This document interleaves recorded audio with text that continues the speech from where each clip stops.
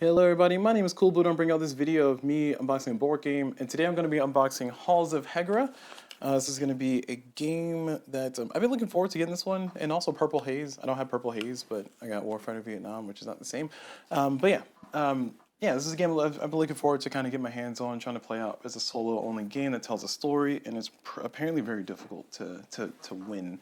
So I'm going to go ahead and get our background music started here. You know, I love my background music. And there we go, that's going. And yeah, we're gonna go ahead and dive right into this one. So let's go ahead and flip it over and read the back of the box here. And I'll zoom in a little bit closer so we can read that. All right, so Halls of Hegra. From an abandoned mountain fortress, you command a group of Norwegian volunteers fighting numerically superior German forces in the early days of World War II. Halls of Hegra is a solo-only game where you play as the commander during the siege, which is divided into 3 stages. The mechanisms you will use are worker placement, bag building, and area control / tower defense. It's a 14 plus age, 1 player, 70 to 90 minutes. It's nice little crunch in there. And who's the publisher of this game? Oh, is this no, it's I can barely read that. That's Tompat Games? Sure. I don't know. There's another group that I am somewhat familiar with, but okay. All right. So let's go and open this up, though. Let's see. Oh, my fingernails. Of course, I just clipped my fingernails, like, you know, less than 48 hours ago. So we're gonna go ahead and get our tiny scissors out here to save us. Thank you, tiny scissors. You are invaluable. Always there to help out. Always there to show us the way. Right, so opening up this one, there we go, the shrink wrap over there, out of the way. Oh, I missed the entire trash can. Turns out physics is a thing, y'all. Physics is a thing. All right, so we have Halls of Hegra, we got that right here, so let's go and open up the box. I do love the artwork is pretty nice, look at that. Against all odds. And from my understanding of the historical background of the Halls of Hegra, because I was trying to look up some information on it, just like the historical background, and this is in the early stage of World War II in Germany. Germany took over. I think it was originally not planned for them as in Germany to try to invade and take over this particular region, I guess Norway, but they ultimately did. So, oh, sorry, sorry. I did my unboxing backwards. Sorry, there's the board there. Here's a rule book. Here's some cardboard bits. Looks like it's just a few, so that's pretty nice. We got a board, double-sided, mobilization, first attack. So it looks like there's gonna be a few boards or some flip in there. Here's our recruit bag. Oh, these are nice and velvety. I kind of don't like the texture. Like I kind of almost feel like I don't know. I'm not a fan of it, but the hit bag, the patrol bag. So we got these 3 bags for the bag pulling. We got some cubes. We got cards. We got some wooden bits and bobs. These look like, I don't know, soldiers or something. I'm assuming the German soldiers attacking us. We got dice, because of course we got dice. And then we got some nice bits. Looks like they're screen printed. Different representations. And we got a little bit of cardboard here, a little bit of cardboard chits and bits, and I might be able to use one of my cardboard trays, my token trays for this one. Actually, might be too big, but I'll still try it out to keep it organized. All right, so let's go ahead and first start with the cardboard bit since it's right in front of us.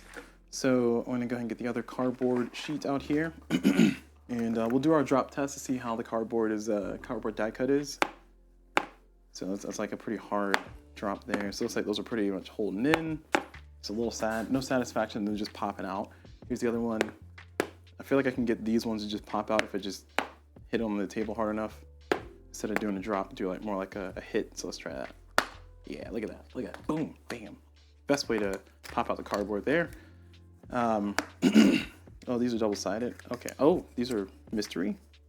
I see. Because they have like the same thing on the back of them. So I'm assuming this is like a stack you pull from or something. I don't know. I have no clue how this game works. I have no context. I saw some people talking about it, and I was like, oh, that sounds like cool. A cool thing, I mean. Not that sounds like cool. That sounds like cool. So yeah, that's some stuff there. We got some more chits here. Ooh, that was a little rough. It feels like the die cut is pretty good though. It's for the most part letting go if I just get the right angle on them. And they're hanging on them a little bit. And I don't know if I'll need the fancy tray for this. I think I might be. Ooh, I might be able to use a what's the name of the thing? A unique tray. Try to use those. Unironically, not that I ironically try to use them. I think I talk about this every single time about like I try not to be mean to the products, but you know what? We don't bully companies enough. We need to bully more companies. But it feels like there's a few of these bits here, and I don't know if these are supposed to be like randomly drawn or something.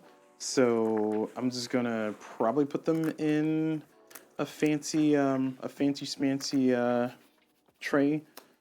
And then if it turns out that I don't really need to know, like find a specific bit or a specific named bit, then I'll find some other storage thing. I might even be able to use one of my reclaimed GameGenic token silos. I feel like that could very much work because there's not a ton of bits here, but I feel like it'll fit in the box and it can hold everything. So let me go and grab that here. I think I have it right beside me. Let's see. Is it in here? Did I reclaim one? I thought I reclaimed one. Huh. Or maybe I was about to reclaim it, but then I put it back in the box. Well, that's disappointing. I thought I had a floating one around. All right, well, let me go and get up and check, just in case. Because I really do feel I had a GameGenic token silo floating around. As in, it was in a box, a Board Games box previously. And I was able to finagle it around enough to get it to not be needed. Man. Oh, I see it. It's in here. No, not this one. Yeah, found it. Found it. Woo. All right. Another box, another day. Here we go. Found it. Look at that. Boom. Oh, hey, whoa, calm down. Cardboard pieces flying everywhere. The enemies around us. We are the enemies. All right. So let me get our bag of modular pieces there. And that's a very lovely sound in my ears there. So let's see. So we have a reasonable number of cards. These are probably standard size cards. I don't know if I'll be able to fit all the cards. I mean, if I can get away with just putting all the small bits that I need to separate in here and just these two, I can do that. But I might need like a deck box for these. So I'll just assume I need a deck box for those. But for these, let's use some of these floating trays that I have here. I think a bunch of these small ones will solve our problem. So let's try to use those. Let's see. Oh, I got a green one. Somewhere in here. Don't mind me, just searching through the box. I do not have a green one, but I got all the colors except for green. I don't see red in there either, but okay. So we're gonna put the green misses right in there. Oh, it's got my hair in there. Oh, my hair is really in there. All right, so put the green misses there, and I don't know what these are. This is gun 1, gun 2. And this is where it comes down to, like, I don't know what's going to be needed for each one of these. So like, I don't know if I need to pull these from a specific bag. Like this says radio. I mean, these are kind of named. Map room, because it could be that every time you play the game, you just kind of put all of them in a bag, and it breaks different things. So it's like I said, you break the thing, you break the counter patrol, or you break the medical cabinet. So that's what it looks like it's doing. And if that's the case, then I don't know how many different ones. These are all named. This is Depose A, Depose B, Defense Post A, Defense Post B, Defense Post C, Gun 1. So like 3 gun 1s, 3 gun 2s. I'm really debating if I want to use one of my like the trays that I have for seeing the display trays from Cube for me. I feel like it might be a waste. You know what? What I'm gonna do is I'm gonna put them inside this GameGenic token silo here now, and then whenever I do go and play the game, I'll repackage it if I really need to. But for right now, these rolls are gonna go in one of these containers. Let's do this one. Oh, I got a red one. Hey, hey, calm down. All right, I'll put those there because it seems like I need to find individual pieces there. We got some different tokens here. We got some hearts and some misses and some hearts. Assuming these are good little markers for me. They all have the same shape, so I keep them all together. Do these ones. Then here are, oh, okay, I see. So these are double-sided. Okay, so these are, I guess, order markers or determining randomly which one goes next, something like that. So that's what the design language seems to imply there. Don't know if that's true, but we'll see. There's a blue one just to make myself frustrated in the future. Yeah, I don't need a big tray like this. I can use one of these tinier ones. That's better. Yeah, be more space efficient.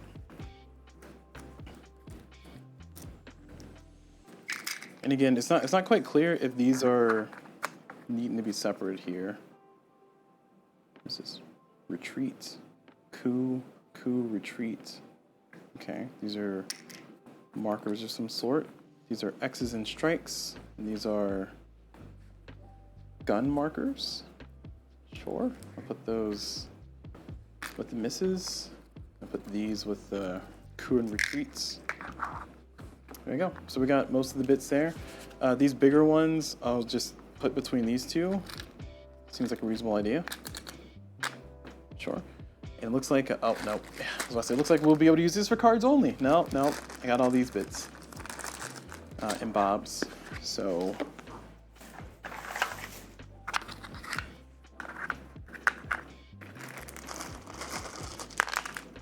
Okay. So I'll sit better like that. And,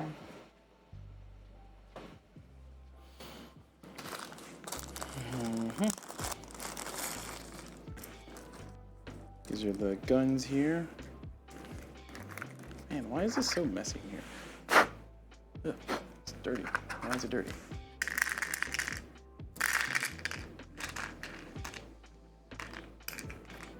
There we go. Just more bits. And we have this array of bits and dice. Oh no, oh no.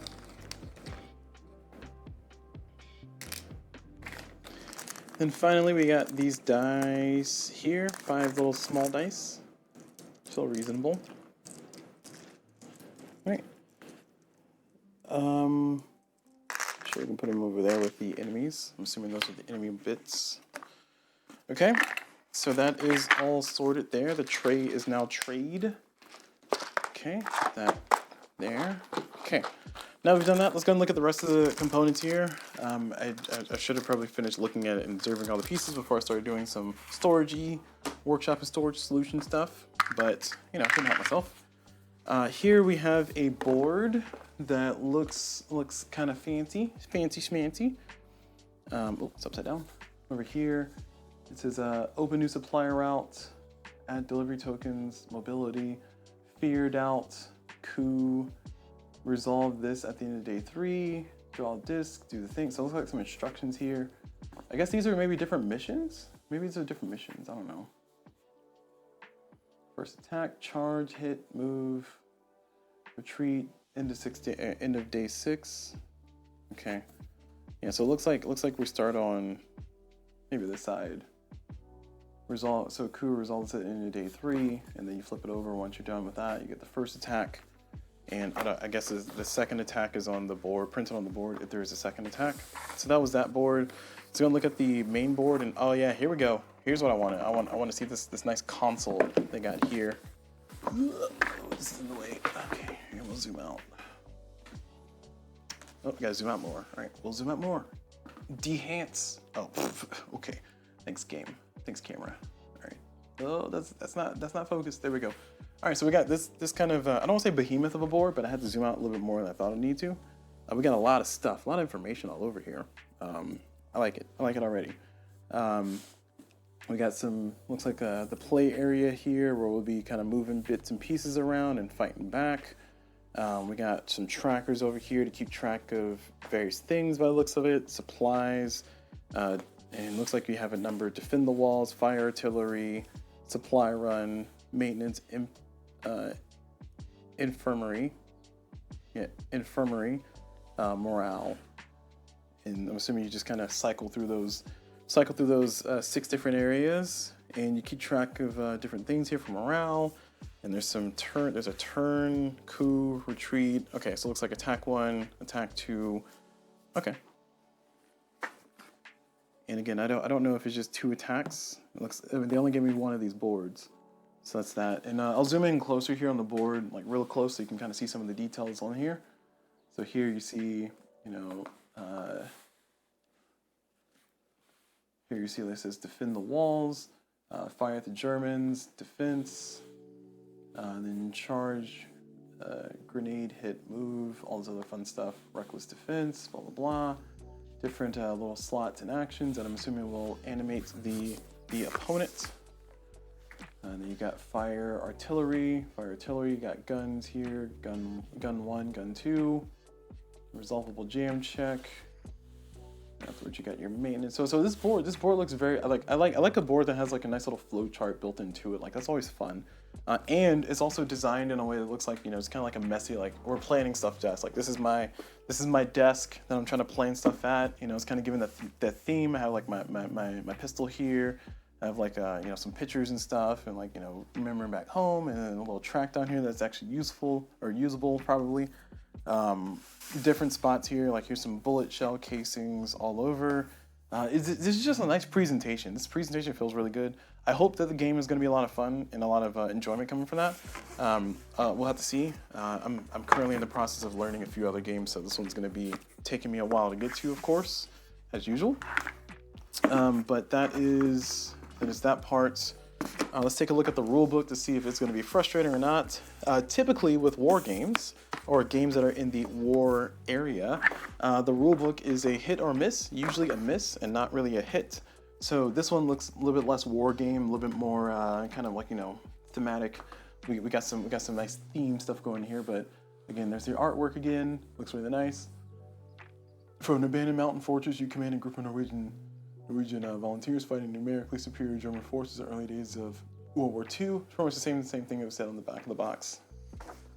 So here's the rule book.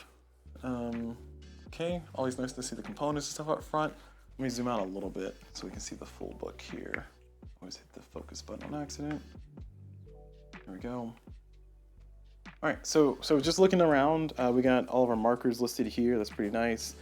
Everything is named and labeled. It tells you how many things are there, so this is pretty good. I already like the fact that it's not just a plain white background that you would typically have in war games or war adjacent games. This one's probably more war adjacent than anything else. As I said before, you have some bag building, worker placement, area control, tower defense. So I'm assuming this one's probably more informed by its lack of. Whoops, sorry, is that on? No, it's not on. Yeah, it's not on. Probably informed more by its relation to some of the other mechanics, as opposed to just war game like chits and bits, pushing counters around type stuff. Setup, nice, love to see it. You got each thing kind of labeled and numbered. You got a little area here showing. This is probably gonna be fun to learn from the rulebook itself. And for those who don't know, like when I do play board games, especially games that I'm not familiar with already, I do try to make a strong effort to learn the board game straight from the rulebook, and then later on I'll go watch some videos well before I actually sit down and do a playthrough on the live stream, so I don't make too many mistakes, and then see if the videos are kind of matching with my understanding and correct any rules inconsistencies or rules issues that I run into. And then look at forums and stuff. But I do try to make a strong effort to learn the game from the rulebook, and I can tell you that that's been a journey. That is an approach to playing board games. I would recommend, if you do make board games, you're a board game designer, please make your rulebook not crap. Please make your rulebook not gross. Please consult somebody if you need to about how to make a good rulebook that flows, because it can be very frustrating. It can literally make or break somebody's ability to sit down and want to even try your game if your rulebook is not well designed and well laid out. And it doesn't have to be perfect. It's just like, just give me some logical, like this is very logical. I got my setup here. It's explaining all the things. It's all numbered and labeled with letters. It's got like pictures explaining what it's talking about. Like this is a supply cube, it goes here, you know, stuff like that. And then over here is continuing, and then you got your overview. The game is divided into 3 stages: mobility, attack, siege, and then in-game trigger. Like this is nice. I like this already. This is a pretty good experience of me just glancing at the rulebook, and I haven't sat down and read it. I haven't sat down to try to set it up. I'm just literally just browsing through it, and there's nice space between everything. I see a lot of visuals, a lot of pictures. You know, colors are being used to show the different things, like red boxes here, and blue boxes and red boxes there. Like this is good. I like this. And to give more context, I've been learning how to play Warfighter Vietnam. I've also been learning how to play Comancheria, and I've also been learning how to play the Golden Age of Piracy. I'm actually in the process of doing a Golden Age of Piracy playthrough at the time of me recording this video. I think I'm about halfway through that. But learning the board game from those 3 rulebooks, with the exception of Comancheria, which is by GMT. GMT does relatively good rulebooks. I think they over-explain sometimes, but they do good rulebooks. Compass Games, who made a Golden Age of Piracy, or they didn't make, but they published that one. That rulebook is rough. But it's a charts and tables game, so the chart and tables book will have all the rules in it. Once you learn that, everything is straightforward. And the last one to talk about is Warfighter Vietnam, DVG. My God, that rulebook is a mess. And that's the improved rulebook. That's the fan-made, better version of the rulebook. And it's like, ugh, this thing is a mess. So seeing this, coming fresh off of all 3 of those experiences, is really giving me like a lot of hope, a lot of faith. Like again, you got diagrams, lines pointing, numbers, dice. Like it sounds like a small, tiny thing, and it sounds funny, especially when you hear somebody talking about a review or not doing a review, but doing an unboxing. It's something that you learn very fast. That if you have a crappy rulebook, it's not a great time. The forums are great. I'm glad people are active on Board Game Geek forums, but I just rather you have a good rulebook. Again, like number things, different colors, calling out certain things, bold text. Like it's just this feels like a good rulebook. So okay, and they got some story in the back too. What? No way. Wait. What's this? Oh, historical background. You got a whole historical background set. This is how you do it. Instead of giving me 2 or 3 rule books, just give me one rule book with everything in it. And when I want to learn the history, I can go to the back of the book and look at the history. You don't have to give me a whole nother book that just gets in the way. And I just accidentally pick up a set of the rule book and say, is this the rule book? Nope, shoot. Let me get the right rule book. Man, this game is just firing all cylinders. Good job. Oh, wow. Okay. Yes, this. I don't know what this does. I don't know how this guides me through the game, but it says player aid. I see like nice charts and float. This is good. Man, I'm looking forward to learning this one now. I might pause my learning on one of the 3 games I mentioned before, Golden Age of Piracy, Comancheria, and Warfighter Vietnam. But well, probably Comancheria. I'll pause that one for a little bit so I can dive into this one maybe tomorrow or sometime soon. So you might see a video sooner or in this sooner than you see Comancheria. I don't know. We'll see. We'll see what future me decides. But that's it for the rulebook here. And oh, I do live stream here on Twitch. That's twitch.tv/CulBlu. That's CULBLU. But I'm mostly saying that because I have somebody here, Time Roller. Hello, welcome. Time Roller says, whoops. Yes, whoops indeed. Nice to see you. Always nice to see you here in the chats there. All right, so we'll zoom in closer so we can look at the cards. And this will be the final thing that we look at before we put the game away. I'm not going to do a full, well, okay, I guess I basically have done a full storage solution already. I kind of put everything in the GameGenic token silo, and I just need to figure out what to do with the cards. And I think these are probably standard size cards, but we'll go and open them up first so we can take a peek at some of the artwork and see if we can figure out more about the game just by looking at the design language and using our noodle, using our intuition. That's what it's all about, right? Okay, so there we go, boom. And we'll look through, man, I gotta zoom in closer, don't I? Oof, I just save a closer zoom. I don't know why I don't just do that. Spin a little bit, there we go. Oh no, it won't focus more. So close. There we go. All right, so is that, we will save this as number 1. Saved, there we go. Okay, so let's look at the cards here. So we got mobilization, So fronts and backs, I think these are both the same. Some mobilization cards. So let's see. We have Last Stand, Siege 2, Siege 1, First Attack, Mobilization. Okay, so it looks like these are for different phases of the game.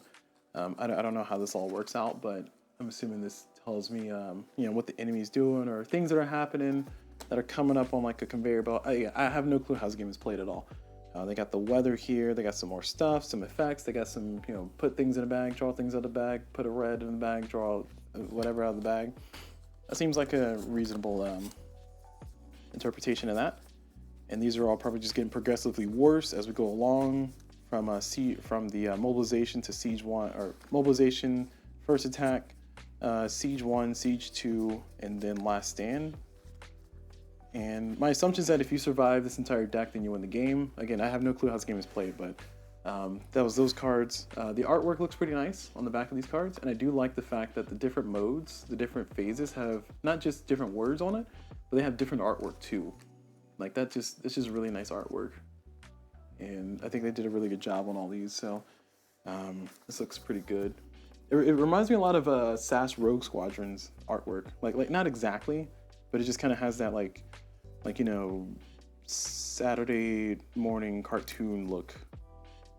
Kind of like with like the watercolors and everything there. I don't know. At least that's what it has for me. So this is the last pack of cards to open before we put them in some kind of storage and then put it all together. Again, more cards, high morale, low morale, a lot of those, more high morale, and then missions. It's 1, 2, 3, 4 missions. I don't know if these are all spoiler information, so I don't want to show them for too long here. But going back over here, so high morale, let's look at these ones. Despair, despair, despair, despair, despair, despair. I don't know what that's about. I'm assuming that's like battle fatigue cards in Warfighter Vietnam. And over here, low morale, low morale, low morale. Oh, I see. So that's just the name of them. All right, hope. So even in low morale, you have some hope in there. But over here is just, you must choose this card when drawn. You must choose this card when drawn. Okay, so these look like just things that'll make your high morale go low. And then over here, these are just the normal, actual high morale cards that will do different things. Okay. Cool. So it's a nice little, like, I'm assuming choose one effect or just kind of do the things depending on what phase of the game you're in. That's cool. I'll keep them separate like I had it before. Different missions. Again, I don't know if these are spoilers, so I'll just show this one. It says have no Germans on the board. And then there's your reward with a marker. It's okay. Cool. All right, so let's zoom out to our wider view and let's get this all in the box, in the original box. So, I need to find out what size these sleeves are. I think these are standard, these feel like standard cards. So let's see if that is true. Sleep King, save me with your mat. Okay.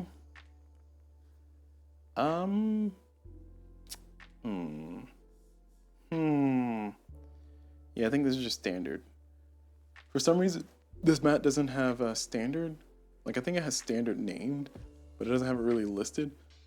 But these are probably standard sleeves. Let's see. Oh, that was loud. Let's see. Here's some Sleep King standard sleeves. Do you have one open already? No? Okay. That's fine. Oh, yeah, I got these ones. They're just floating in there. Okay. Perfect. So let's see, are these standard cards? And I could just look on Board Game Geek to find out, but this is more fun. So yeah, these are standard cards there. So I'll sleeve these with some Sleep King sleeves and call it a day. I don't think there's that many cards between the two of these. Let's see, does it say? It doesn't say on the back of the box. I think in the rulebook it tells you in the components listing. So let's see if it does. Yep. 49 event cards, 22 morale cards, 6 hope cards, 6 despair cards, so 12 plus 22, that's 34 plus 49. 34 plus 49 is 82? 82, that's my guess. All right, well, let me just do it this way. 29 plus 22, oh, no, that didn't help. The 9 is killing me. All right, I'm gonna say there's less than 100 cards. Feels like it's less than 100 cards, so it should be easy to sleeve all those. with just one pack. So we'll commit this one pack to it. Commit to the bit. And we'll put this back in here. We'll put this one back in there as well. And I'll put the rest of the sleeves, once I sleeve it later, back in there. Cards all in here, and this should be able to fit into a simple deck box. And I have a, oh, I just moved, oh gosh, I moved them across the room. All right, we'll use this one. This one's green, that's fine. Military, yeah, hoorah. That should be able to fit everything, right? Right? I mean, it fits. It does fit, it's just a little awkward because the sleeves are just not jumping in there. Yeah, there you go. Boom, look at that. Yeah, it'll fit. Boom. And I can put dividers in there later. I'm not gonna do those right now. But that all fits in there. So let's see, does this fit in there? That's gonna be a problem, isn't it? That's gonna hurt. So this is flush. This is just flush. That's not good because it means that nothing can go under it. I don't think there's much in the box anymore. So it looks like it's just this. Oh, okay, all right. I see you, Halls of Hegra. Look at that. What's the top of the box? There we go. Okay, that doesn't fit that way, does it? Wait, how does this not fit in your box? What's going on? All right, it's like wide. How? I don't understand. I guess it fits slightly better. Is this not a square? Am I going crazy? This is a square, right? Why isn't? I live in a humid location here in North Carolina in the United States, so I'm assuming that that's the reason why it's having some problems. But like, if I just kind of lay this in there, like it lays a little bit good there, but if I try to push that up, it's just, I don't know. That's I want it to be flush, but I can't. Like I'm trying to push it, and it's like, I don't know. It's butted up against the side of the box. That is confusing. Like, I feel like your board that you have should be able to fit perfectly inside your box. I don't know. That's baffling. All right. Anyway, my befuddlement aside, we got this in here. If I don't have this board under it, this is, look at this. This is flush. Look at that. Look at that. Flush. Flush Master Flex right there. But unfortunately, I have to put this board under it. So there's one more board that's causing me problems. The question is, can this deck box fit in here? And the answer is no. That's hurt. That hurts my heart. All right, Q for me. Is Q for me gonna have to save me? I mean, that's just, come on, guys. I was praising you guys just a few moments ago, but now I don't know anymore. I don't know anymore. I mean, this is, you know, what kind of crap show you running over here, you know? I feel like you should be able to fit a deck box perfectly like that, right? And then the board should be able to fit just like side by side, but for some reason it's just saying, nah fam, that's not for me. No, my perfect storage solution ruined. All right, we'll use Q for me stuff and call it a day. So let's see how much extra room we have here. Guess not a ton. Since we're committing to using the cube for me stuff, I'm just gonna try to lay it this way maybe. And then I can put some cube for me boxes here, and that'll save me a little bit of space. So here's my storage for the cube for me stuff. Let's open up a weapon arsenal from the Matrix or something. I think these should fit in there. So, oh, come on, give me a hard time. All right, that fits, and then that fits. So this should be able to fit all the cards sleeved, because I think these both fit about 50 cards, and I can't fit another one. If I try to put another one of these in this current spot, it causes a little bit of lift there. I do have a shorter one that I can use instead, one of these ones. This one is instead of being thicker, fit a few cards in there like that. So I think that should work, and I feel like that'll be good. Yeah, that'll be fine. And now I can complain about the rulebook causing me box lift. Once again, the rulebook coming on in. Just like, hey, I heard you want to have your board game lay flat. Be ashamed if somebody ruined it for you. Of course. All right, so that's the sleeves are in there. And the reason I'm putting the sleeves inside of one of its own boxes here is because once I sleeve the cards, the thickness of all the cards will be about the thickness of the sleeves plus cards packaged, roughly. Not exactly, but roughly. So if I can fit all the cards between these 3 containers like this, then it should fit once I sleeve everything. And looks like I might need another. Oh yeah, I might need another. I mean, that's just barely. That's a little frustrating too. So we need another one. But thankfully we can fit another one of these.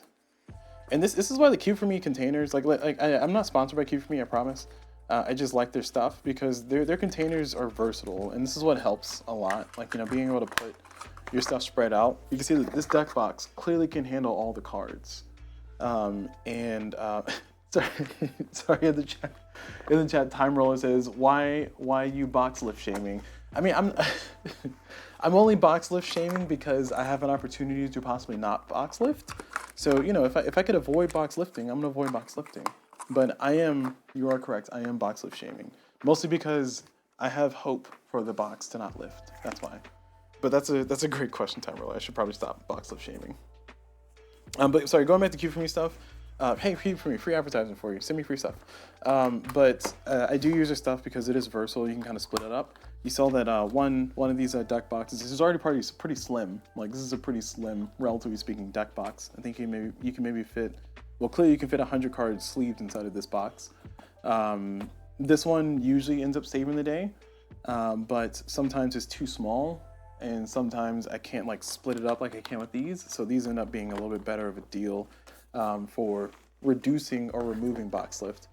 I could also, instead of using this instead of using this GameGenic token silo, I could use something else to hold all the bits and pieces, because in reality, there's a lot of wasted space inside of here. And if I combine if I use the Geek box that I have, the Geek box Slims, and like one of these, I think this might. Okay. Oh, okay. That's just perfect. I mean, it's kind of close. It's adding a little bit of box lift there.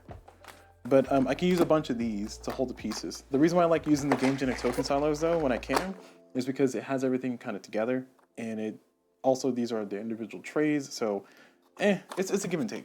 It's a give and take. I mean, I have a whole video that I've done on storage solution stuff. Yeah, you guys can go check that video out. I'm mostly talking about it now though, is because I just wanted to give a shout out to. I think this is Ultra Pro. Ultra Pro's deck boxes. These are usually good, but unfortunately, with how the box was designed here, if y'all could just make it just a little bit taller, boom, that would have been perfect. But nope, y'all chose to save space and be reasonable. How dare you? All right. Anyway, my rambling and ranting aside, here is the final storage situation. Looks like it's little to no box lift. I think it's on the little side, a little bit of box lift there. Again, the rulebook is causing some box lift there. And I think it's pretty solid though. That's a solid hold, a solid fit. And I am looking forward to. Oof, that's a problem. I am looking forward to learning this game. I am looking forward to playing this game. The rulebook looks like it's going to be a joy to go through. Looks like it's going to be a nice, complete rulebook full of all the rules. Sorry, I'm trying to get this together here. Put the box all kinds of backwards. And boom, there we go. And yeah, looking forward to getting the experience. I'm also looking forward to learning more about the history of the Halls of Hegra, what the event this is based on. I watched some videos that talked about it, and it was a moment of resistance fighters are fighting back against the German invasion.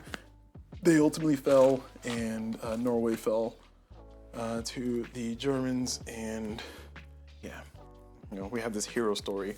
But apparently there's a lot of farms that were built in the rural areas that were outposts for the resistance, and this is one of the outposts that we're fighting back that you're playing from. So cool. All right. Anyway, that's gonna be it for this video though. So thank you all very much for watching. Hope you all enjoyed this experience, and as always, I will see you all whenever.